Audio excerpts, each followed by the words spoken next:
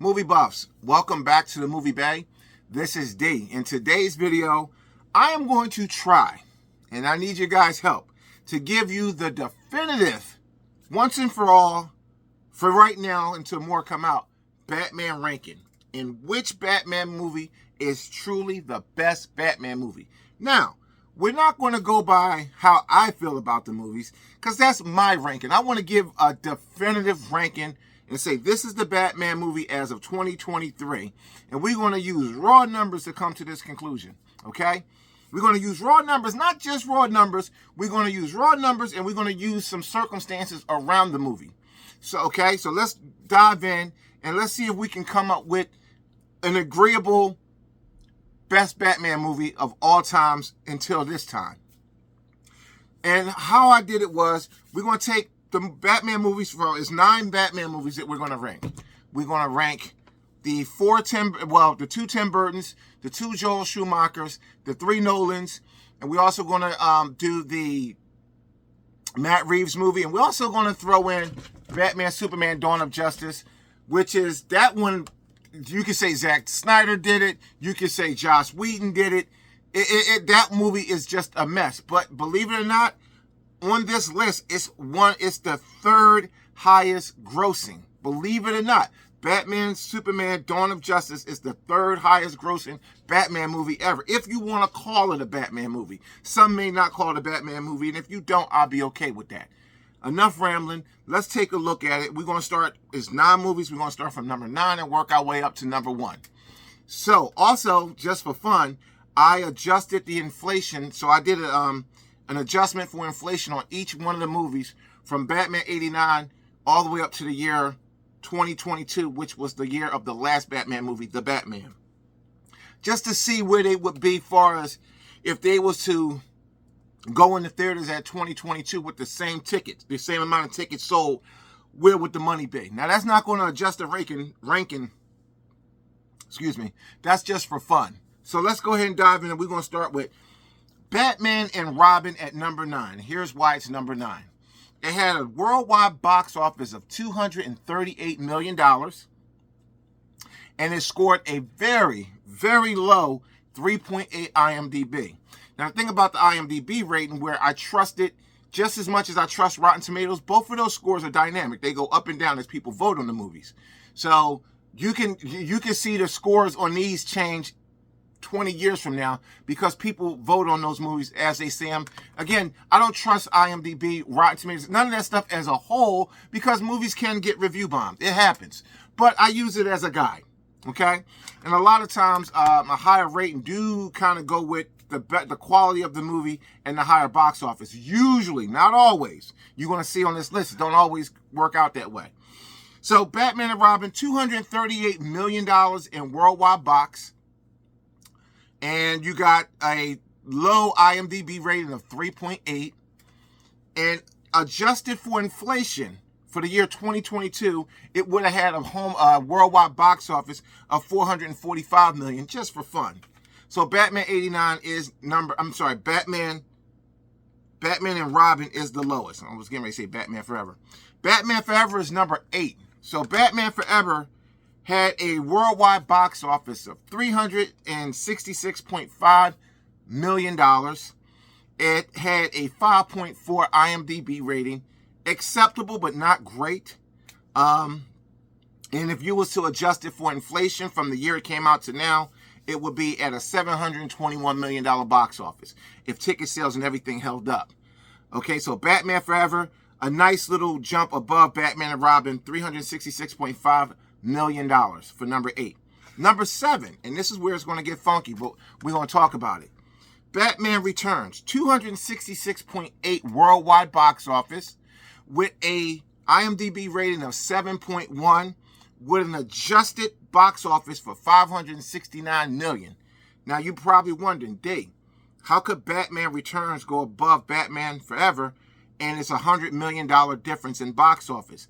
It's simple. There's reasons why Batman Returns didn't put the numbers up in the box office, because the movie test screeners, they killed the movie. Test screeners, they killed the movie.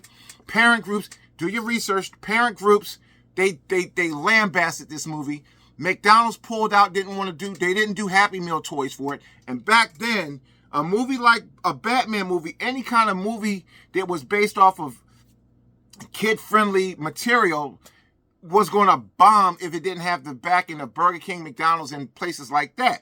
So McDonald's pulled out. There was no Happy Meal toys for Batman Returns.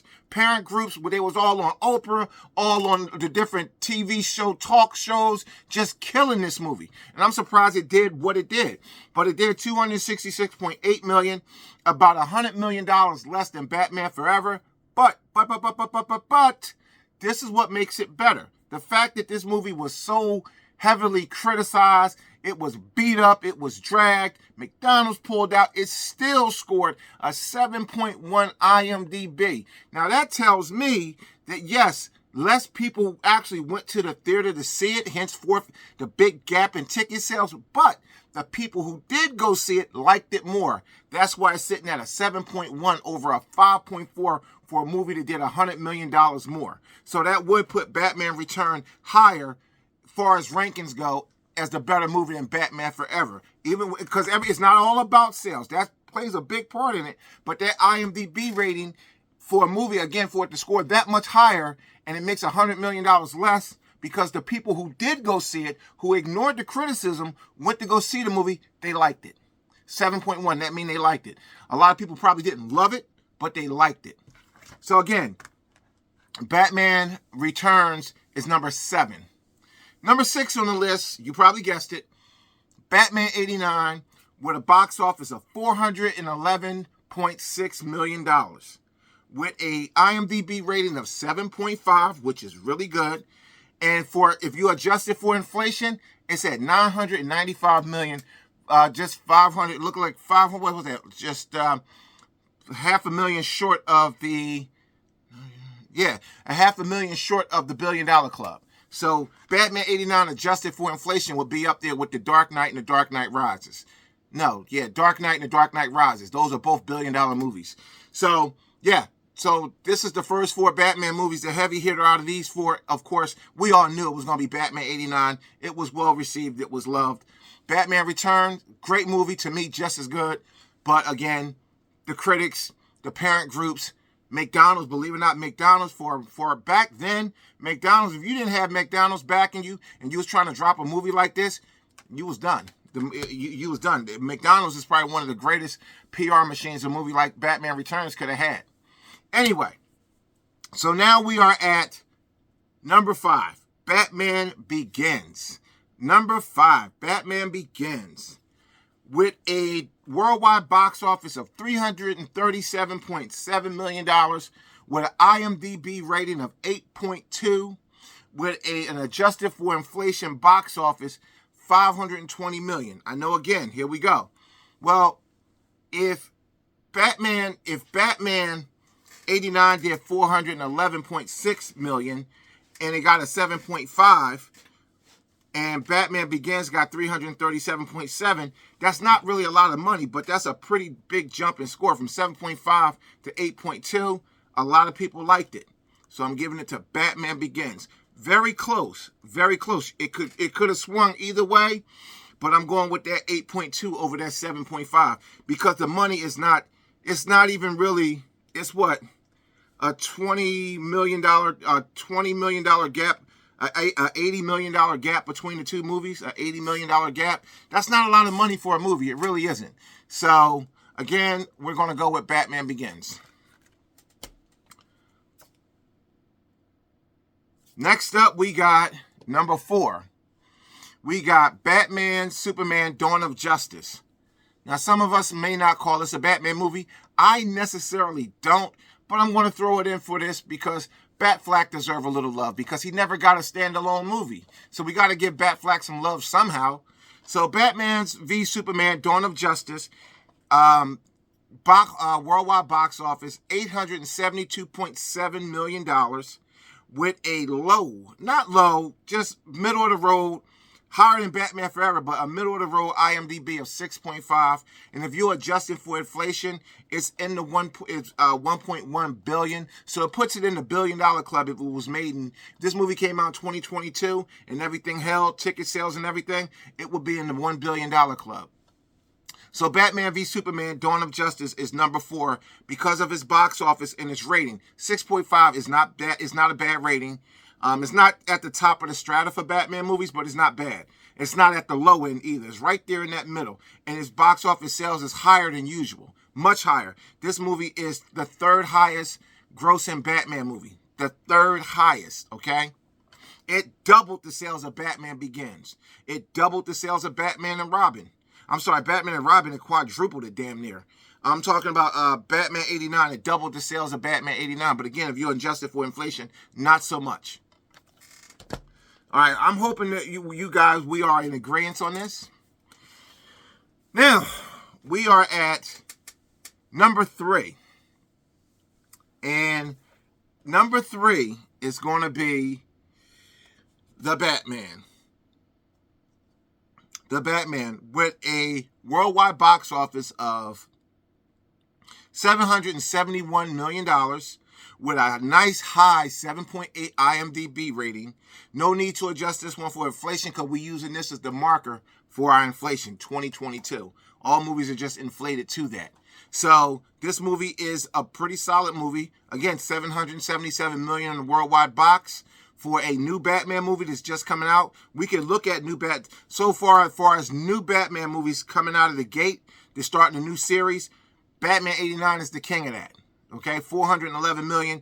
Even Batman Begins only did $337 million. And that was a new relaunch of a franchise. So for a relaunch of a franchise, it's blown the doors off of Batman 89 and it blew the doors off Batman Begins. So that's how we come to that. Number two, Dark Knight Rises with a box office of $1 billion, with over $1 billion, almost $1.1 billion.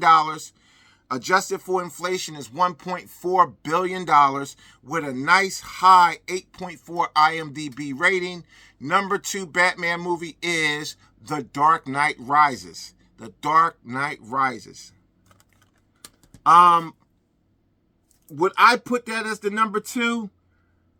It wouldn't be my number 2, but I'm just going by this ranking. I'll tell you what I think. What I personally like, but it's not about what I personally like. I'm trying to go off some numbers here. Cause I want to know which one is the best. And as we all guessed, the number 1 Batman movie of all times until this time is The Dark Knight with a box office of $1 billion. It's a little bit shy of The Dark Knight, but it's got a 9 IMDb. You know how many movies score a 9? Not many. Not many. In my personal collection, I think there's only 20, probably I'll look at it, probably less than that scores a 9. Very few movies, TV shows, anything scores a 9. This bad boy is sitting up there as far as this is sitting at the top of the rating scale. A 9?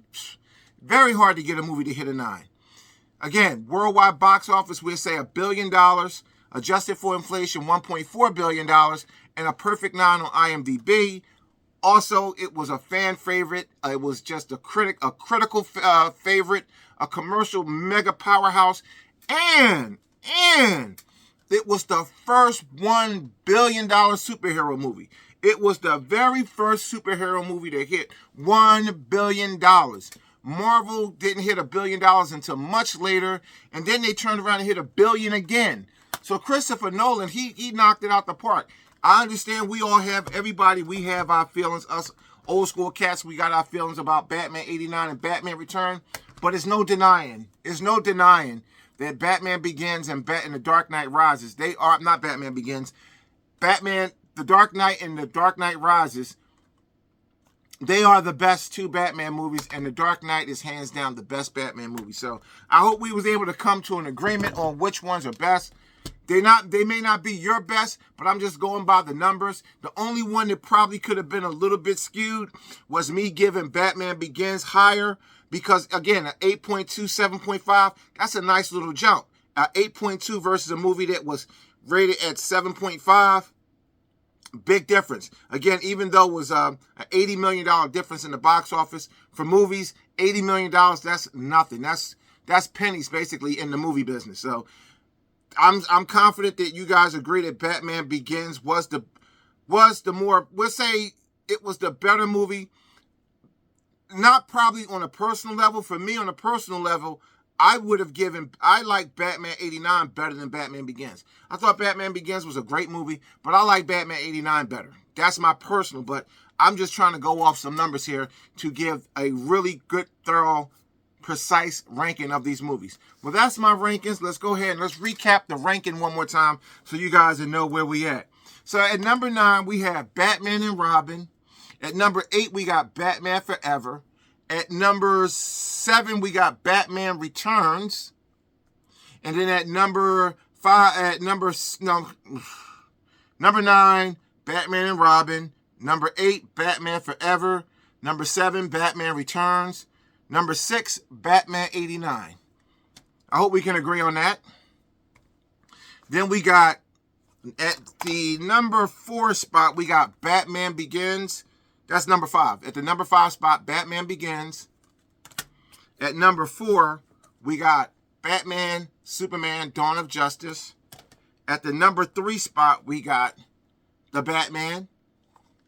And then at the number 2 spot, we got The Dark Knight Rise. And then at the number 1 spot, we got The Dark Knight.